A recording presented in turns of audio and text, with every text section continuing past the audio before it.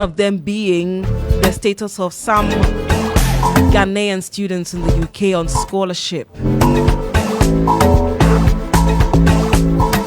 Their fate hangs in the balance. Let's speak to the Member of Parliament for South Dai, Roxanne Nelson Dafiamakbo, for more on this. Well, unfortunately, we don't have him on the line. We'll try and reconnect with Roxanne Nelson at Dafiamakbo for some more insights in relation to this. Let's try one more time. Good morning. Yes, good morning. Good morning. I hope you're well. Well, tired, but okay. You're tired, but okay. Are you still at the conference? Right? I'm asking if you're still at the bar conference or you didn't attend. No, I'm not attending. Okay. I'm busy in the conference. You are in the constituency. Okay. All right. Now. To file by Tuesday, so Okay. I'm sending back office. No, I didn't hear you on that. You were talking about filing. I needed to file my nomination on Tuesday. Okay, so you did that yesterday? Yes, I did. Okay. No, I did it 2 days ago. 2 days ago. Okay, Yes. All right. I hope it was a smooth process. Yes, it was. And you are confident of victory? Of course. And confident of victory in Accra as well. Interesting. All the best. Now, thank you very much. Let's talk about the Ghanaian students in the UK and on scholarship and the concerning development that some of them are losing their status as students on scholarship. What exactly is happening? What kind of briefing have you received? Now, the issue is government or the scholarship secretariat has failed to remit the semester stipends to the students, as a result of which the payments that are supposed to come through the scholarship that the government guaranteed prior to their departure from the shores of Ghana to embark on various courses of study across Europe. It's not in UK alone. In fact, in Scotland, in Belgium, in Germany, in the Czech Republic, in Hungary, and in one other country that I'm not able to mention immediately. All these students are suffering similar fate, and it appears that there's a certain deliberate decision not to pay the stipends out of which they are supposed to maintain themselves, and also pay for the tuition to these various universities. So UK has taken what we call the final step to cancel the studentship of all these applicants. And in a letter dated 10th September, which was, I think, 2 days ago,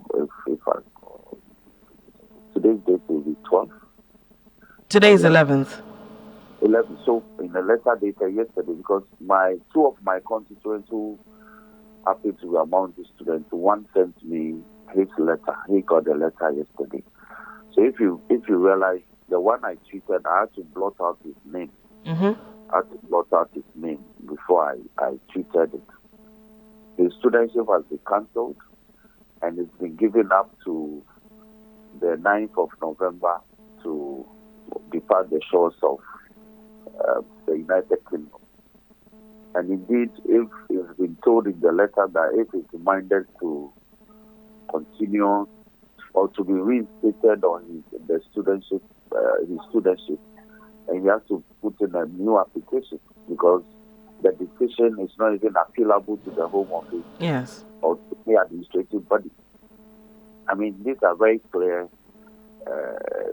stated in the letter. So the students have been thrown into a state of panic, and even those who are relatives, they cannot afford, because some of the fees are as much as £10,000, and if you are doing like a 2 years program, you're supposed to pay £5,000 a year.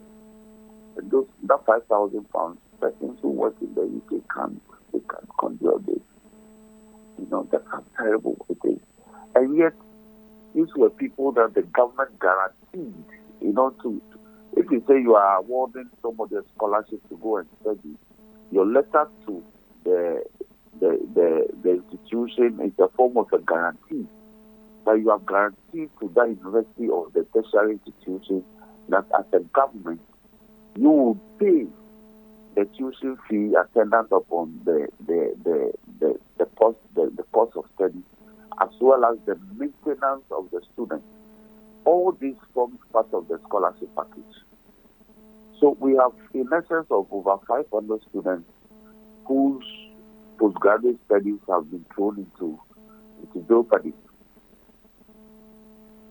Now, in relation to this particular issue, the document you posted, kindly help me better understand this. So, when you get to the reasons for the decision, it says here that you were granted permission as a student under the student's route of immigration rules. Your permission has been cancelled because you have stopped studying with the University of Birmingham.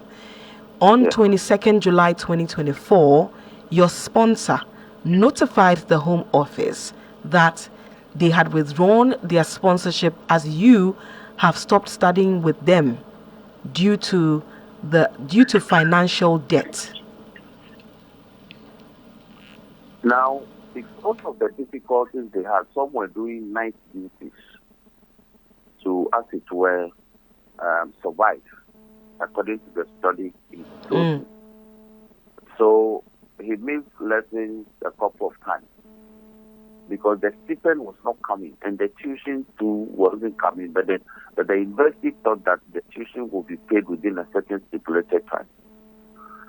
So his decision to apply for a referral, a deferment, was refused by the university. So they notified the scholarship secretariat, which wrote this letter, that once he applied for a deferment, and the deferment was not part of the agreement to win the sponsorship. But that is not the only reason. The reason is that the scholarship secretariat for nearly this year, having remitted the institution, and if you recall, there were earlier news emerged on BBC about two months ago. I believe that time we were in Parliament, we were sitting. So this matter was even raised by Dr. Apak regarding the status of Ghanaian students abroad whose scholarships were being funded by GOG, and why the students were not being paid, and they had to go and demonstrate in front of our High Commission in London. If you Google this story, you will get it.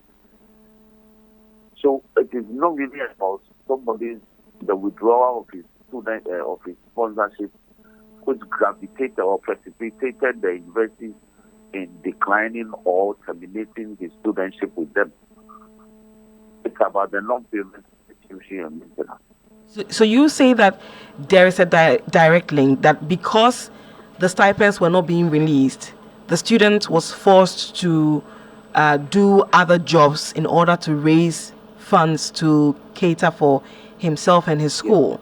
And in doing that, missed a couple of lectures and subsequently applied for a deferment. And then scholarship secretary says it was not part of the agreement, so we are withdrawing. Exactly. But what if some people say that there is no direct link, then that it's from the student's end?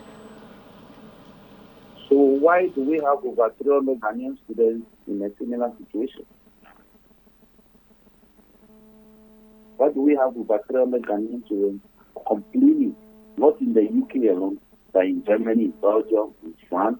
Yes, it was France that I missed from the initial list.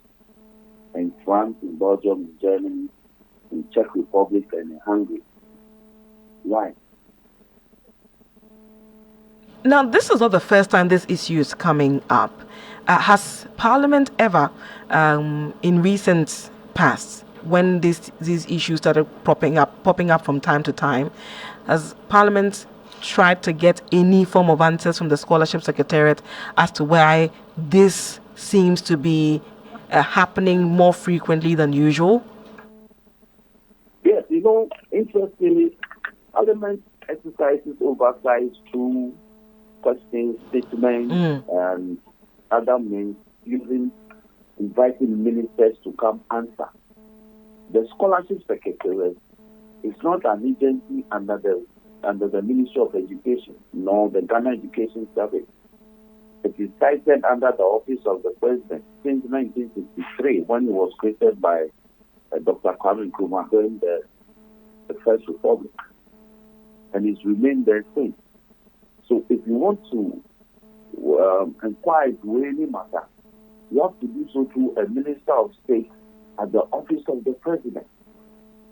And this was done at the time Frida Prentel was the Minister of State at the Office of the President. And she came to give some reasons and promised that the issues concerning these postgraduate students who are of Ghanaian origin and are Ghanaians and are being sponsored by the government of Ghana will be looked into. It's been over 3 months. So Parliament indeed in recent times had the opportunity to look into this matter, and the assurances from government clearly hasn't been met or hasn't been fulfilled.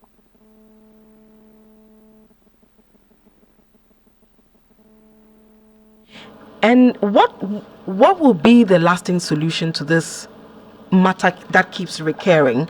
Because we keep hearing harrowing stories from students on scholarship. Some of them at a point say they have to sell unthinkable things just to raise money, among others, to fend for themselves. How will this matter, can this matter rather, be addressed once and for all? Yes, now not just sell, but to engage in other things that you and I are not willing to say publicly. Now, I think we should, as a people, agree that programs that are now being offered by our tertiary institutions in Ghana ought not to be sponsored abroad. Because, for instance, if somebody is going to pursue a PhD in engineering, and Kwame Nkrumah University of Science and Technology offers a PhD in engineering, why would we do that? Unless, of course, the specialization in that engineering doctoral program is not offered here. But you see, people are granted scholarships to go and pursue MA in human resource, MA in journalism, LLM is in abundance. It's now being offered in about 18 different specializations by the University of Ghana. You understand me? So, if we are not capable of continuing with the policy, we should, as a people, say so. Or, alternatively, like the GET Fund. And so, recently, you must have heard that I am praising GET Fund to the high heaven. What GET Fund does with scholarship component policy is that programs that are offered in this country, they will never sponsor anybody outside to go and study. So you must apply for the program in country. When you get the admission, you apply to get funds. If you go through the vetting process, they give you a grant. Go and study here. You pay your tuition, postgraduate studies tuition, and then you go and study in any of our tertiary institutions recognized or with accreditation. GetFund has stopped sponsoring Ghanaians to go and study MA Human Resource, MA Public Affairs, MSc, all those things outside, which programs are on offer in our schools here. But the Scholarship Secretariat hasn't done that. Look, the Scholarship Secretariat even offers scholarship for undergraduate programs. Undergraduate programs like LLB. LLB is being offered by a host of other institutions in this country, private and public. And yet they will offer people a scholarship to go and study for an LLB in the University of London. It doesn't make sense. Now we are unable to see to the terms of the grant of the scholarship, and we are placing young people's lives in jeopardy. And you know how strict European immigration laws are. Once you reach in one country, UK may not be part of the European Union, but you know the consequences. They are synchronized data. Once you breach immigration laws in one country, you jeopardize your future entry into any of them. And indeed in the Western world. So we should, I think that this news should form a basis for a national discussion on the matter. I am not in favor of people going to study abroad. So if you read the Auditor General's report now, within the past couple of years, even public servants who are in employment in a lot of public agencies and have had the opportunity to be sponsored by the agency like the Ministry of Education, like GES, like Ministry of Health, let me mention like DNPC and all. People go and study, and they don't come back. Yes, there are universities. If you check the report, in fact, the 2023 report, which we are presently considering, some lecturers, for purposes of in-service training, are sponsored by their institutions, let's say University of Ghana or University of Science and Technology, to go and study for their PhD or to do other specialization in addition to the programs that they already lectured in. They go and they don't come back. They sometimes even return to the country and leave the institution of learning and now join a profitable public entity. They don't come back to the mother institution that sponsored them. So you see Auditor General will flag it as on end salary or a non-refund of scholarship grants all over. So those who get opportunity to go and are fully funded attitudinally is wrong, so they don't come back. And Auditor General has to flag it. So it's an area that we need to take a holistic view of. If the state is funding you, you must be willing and ready to return and offer something in return for what the state has spent on you. Otherwise, fund yourself. Now, what could be the immediate help that could be given to these students? Because as the letter says, there is no right for appeal in this situation. So what are the alternatives available to them? Do they have to return home? Now the alternative will be that the scholarship secretariat must be brought to order to find the resources to pay for the tuition of all the students whose status have been terminated, as it were. But the students will be able to have the opportunity to put in fresh applications, typing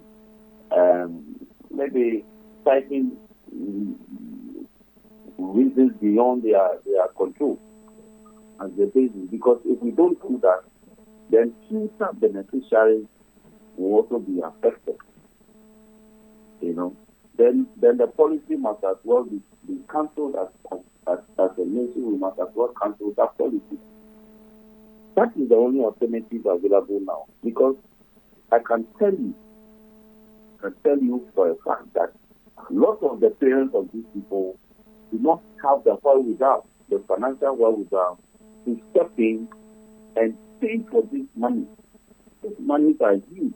If you get £10,000 or £30,000, it is not money that you put in your back pocket. It's an incredible sum of money when it's converted in cities. And parents cannot afford it. So at this point in time, if government is not able to release the funds for the payment of the tuition, they'd have no option than to return home because they've been giving up to November 9 to be on the student status. Yes, otherwise then you become an illegal immigrant. And the consequences of being an illegal immigrant is known to everyone. You will be deported, and when you are deported, when you get home here, you are supposed to be prosecuted. That's what our law says. You are supposed to be prosecuted. You don't have your freedom. Your movement is constricted. So deportation has its own consequences pursuant to our law when you return home. oftentimes, I'm a venture to say this, oftentimes you don't do that as a state. But when you are deported, criminal prosecution is supposed to follow up on arrival.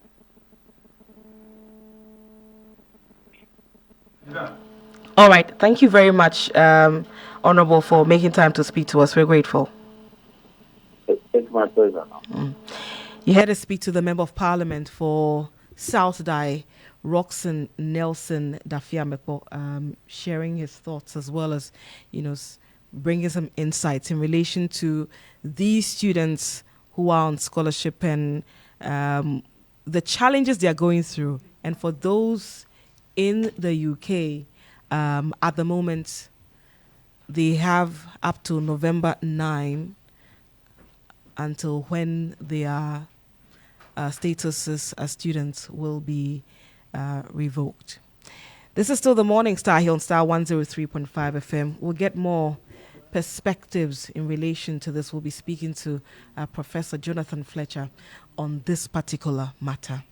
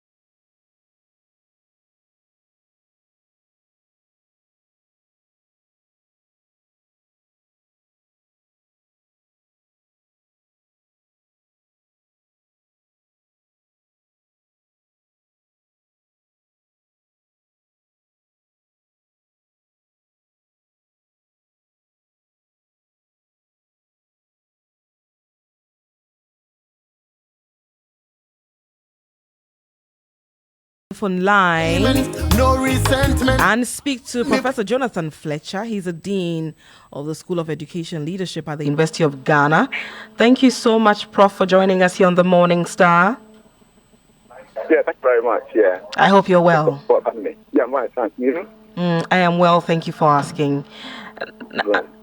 I mean, in relation to this concerning issue of students, going through challenges in the various countries of study because there is a challenge or a delay in the release of their stipend, and it looks as though it's something that recurs from time to time. What do you make of it? Well, thank you very much for the opportunity, and give me the opportunity to also say hi to your cherished listeners and viewers. Yeah, I think it's an important issue that we need to look at carefully. It's a difficult situation when students, are out there and they run out of money and they're unable to continue their studies. So I think these things need real planning, because I think we should be able to say as a country that we are sending people out for a year or 2 years. We should be able to say that we'll be able to support them throughout the whole period. And so if it happens that we are not able to do that, halfway, then it puts them in a precarious position. And so I think the basic thing is that we need to plan and make sure that we have enough money to support these students throughout their studies. And does it appear that we are, some say, overly abusing the scholarship scheme? So in the sense that there are courses that people can take here, but then we decide to fly them out of the country, and these come at huge costs. No, absolutely. I mean, that's a valid point. Obviously, if we send people out to go and study and come back to the country, we are building capacity. So at some point, we should be able to, get people to study in this country and get the same sort of knowledge and skills which they will get outside. So I think it's important also to build that into the planning to see that, because obviously it's not every subject or every course that people should leave this country to go and do elsewhere. I mean, there are a number of opportunities in this country that people can access. And so, yes, it's true that we need to also make sure that we make use of our local expertise. I mean, I'm sure a lot of them are people who have just studied outside, they come down and they come back to support. So in a way, they're actually bringing international education home to Ghana. That is a given, but the issue being raised by those who are expressing concern is that some of these courses can be done here rather than flying them out. And some say that perhaps we should limit it to very specialized areas where, for instance, the space is limited here and people cannot access it. No, absolutely. I couldn't agree with that position more. Obviously, if there's anything that we can do within the country, if there's any cause that we can do in the country, or we can offer in the country, then I see very little point in spending money and sending people out of the country. So you're absolutely right that we should target these things. It shouldn't be a wholesale thing that everybody is trying to leave the country and go and stay outside.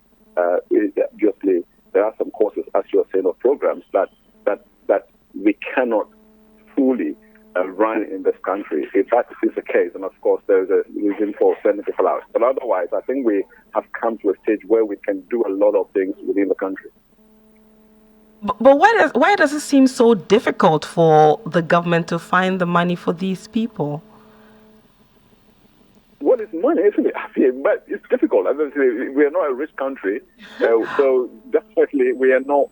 It's readily. We should understand that sometimes we have to face realities. We are not a rich country, and therefore we should find a way of spending the money. That will benefit everybody. So that's what I'm saying. If there are courses in this country that can help learners or students in this country, then those courses should be supported in a way. In most cases, you can even support the students. I mean, people with weak financial background and so on, they can be supported, to study within the country. And as I said, it's not that everything outside the country is better than what we have in the country. Plus, also, a lot of people have left the shore of Ghana, they learned, and they've come back, and they're helping. So we have the opportunity to do that. So what we need to do is to find a way of supporting people who, have weak financial backgrounds to learn in the country. If there is a situation where we don't have a program that they're looking for, or if we have specialist areas that we need to send people out, then in that case, we limit that. So it shouldn't be, as I say, we should target these things to people who actually haven't got the opportunity to study a particular program or course in the country. But I think in the main, a lot of work that has been done in this country, as the number of courses that are run in this country are very good, and therefore we need to limit that, bearing in mind that we are not a rich country. We try and make sure that we make the best use of our finances. And I'm hearing you talking about limiting it, and my mind is here racing and asking myself, why do we send, for instance, if we can afford 10, why do we send 30? And then in the end, we'll find ourselves wanting. Is it a lack of planning? Because I'm sure before the people go, we know what we can afford. Yeah, exactly. That's the first point I made, that we should know what we can afford throughout the whole period before we send them out. So if we are sending 15 or 30, 15 instead of 30, and we know that we can afford to get 30 through the program, we shouldn't.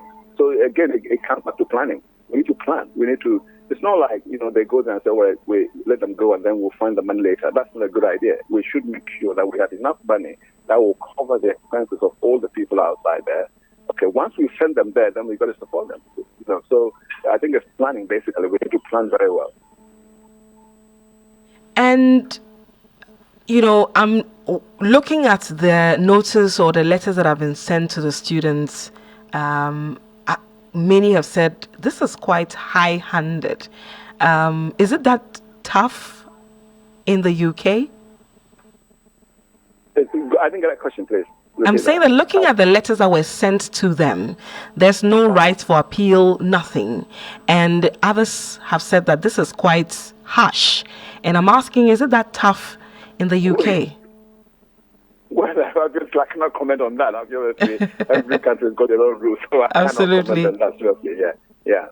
And so, beyond us limiting the numbers and also dealing with what we can afford, how else Yeah. can we address this issue? Especially when, as well, recently, the Ghana Bar Association conference, the GBA president was talking about how the scholarship scheme is being run, where people who are affluent and politically connected are actually the ones getting these scholarships at the expense of people who are brilliant but then do not have the funds and need these scholarships. Absolutely. I mean, the latter group should be the group we should prioritize, seriously. It's not something that should be encouraged at all. I mean, there are people who can afford to send their children outside this country and pay full fees and so on. I mean, we should not encourage people who can do that to go through a system. Look, it must be based on merit to begin with. But even that, based on merit, you prioritize people from poor backgrounds, financial backgrounds, and then who are very brilliant and who will believe strongly will be successful when they go out there. So you're also thinking about that. There's nobody who goes there who successfully completes the program or course they're doing. So you want to base everything on merit. But even when it comes to merit, you look at people who cannot afford genuinely. So it has to be means tested. That's my view on that. Scholarships have to be means tested based on merit, but should be means tested. So if we have people who can afford, why not? We should encourage them to support their children or worse. If we have people who are good or who cannot, then of course we need to support them as a nation. Another concern is that usually people use these scholarships as a means to an end. They use it to get out of the country and most often do not return. And there are calls before I get to the calls, do we have stringent measures in place to ensure that everybody we send out there to study returns? Well, I think if people go out there to study, I mean, obviously there are people who have left the country and stayed outside and come back. I know a lot of people like that. I mean, if you go to our university, there are so many people like that. So I tend to, I know disagree, but I didn't support the idea that anybody who goes out won't come back. No, that's not the case at all. I think obviously in any population you have maybe a tiny percentage. A few people who are the bad nuts. But you cannot use that as general. I mean, generally people leave this country, they go and they want to come back. Ghanaians always want to come back home. So so I don't think that's a very strong point, seriously. And I don't think there's a point in getting people to sign bonds and. What that means that so why are we saying that they won't come back? Are we saying that our country is not good, so they won't come back? So we don't have to base that on that assumption. No, okay. I don't think that's the case. Yeah. All right, Prof. Thank you so much for your time. We are very grateful that you were able to speak to us. No, thank you so much. You too, sir. Bye. You had to speak to Professor Jonathan Fletcher. He's the Dean of the School of Education and Leadership at the University of Ghana. This is still the Morning Star here on Star 103.5 FM. I'll let me get to you.